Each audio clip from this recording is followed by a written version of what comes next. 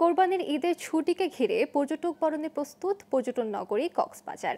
মেরামত পরিষ্কার করার পাশাপাশি সব ধরনের সাজানো গোছানোর কাজও শেষ করেছে হোটেল মোটেল মালিকরা।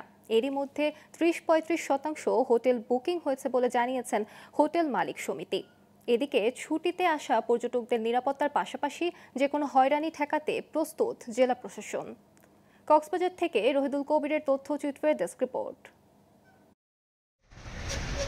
সোমবার মুসলমানদের দ্বিতীয় বৃহত্তম ধর্মীয় উৎসব ঈদুল আজহা। এবারের ঈদের টানা কয়েকদিনের সরকারি ছুটি থাকায় পর্যটক বরণে প্রস্তুতি নিয়েছে বিশ্বের দীর্ঘতম সমুদ্র সৈকত কক্সবাজার। অধিকাংশ পর্যটন কেন্দ্র মেরামত সংস্কারের পাশাপাশি দৃষ্টিনন্দনভাবে সাজানো হয়েছে। তাই কোরবানির ঈদে পর্যটকদের অভ্যর্থনায় মুখিয়ে আছেন পর্যটন ব্যবসায়ীরা। কক্সবাজার পর্যটন এলাকায় পর্যটক হিসেবে আসার জন্য মনস্থির করছেন, তাদের উদ্দেশ্যে বলবো আপনারা অবশ্যই হোটেল রিজার্ভেশন দিয়ে আসবেন। ঈদুল আজহার পরপরই পর্যাপ্ত গেস্ট এবং ট্যুরিস্ট আসবে বলে আমরা আশা করছি। রেস্টুরেন্টের যে সকল পর্যটন আসবেন তাদেরকে আলাদা আলাদা সুবিধা দেওয়ার জন্য আমাদের রেস্টুরেন্টের কর্মচারীগুলো যতগুলো স্টাফ আছে সবাই প্রস্তুত আছে। ঈদুল আজহা উপলক্ষে কক্সবাজারের পর্যটন স্পেসগুলো, হোটেল মোটেল এবং রেস্টুরেন্টগুলো সবগুলো আমরা নবরূপে সাজিয়েছি।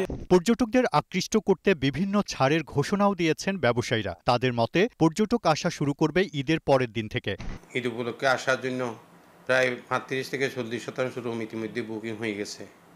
আমি আশা করি যে আর এই 2 দিনের ভিতরে আমাদের সমস্ত হোটেলের রুম প্রায় বুকিং হয়ে যাবে।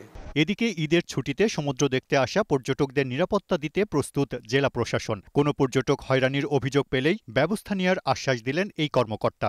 আশা করছি যারা টুরিস্ট এবার ঈদে আসবে ভালো পরিবেশ পাবে, সিকিউর পরিবেশ পাবে, এবং যদি কোনো হোটেল বা রেস্টুরেন্টে কোনো অনিয়ম আমাদের কাছে আসে যে হোটেলে ভাড়া বেশি রাখছে অথবা অন্য কোনো বিষয় আছে বা রেস্টুরেন্টে খাবারের কোয়ালিটি খারাপ, আমরা অবশ্যই ব্যবস্থা আগেও নিয়েছি, এবার কঠিন ব্যবস্থা নেওয়া হবে। সবকিছু ঠিক থাকলে এই ঈদে কয়েক লাখ পর্যটক সমাগম হবে কক্সবাজারে বলে ধারণা পর্যটক সেবী সংগঠনের। Global television news desk.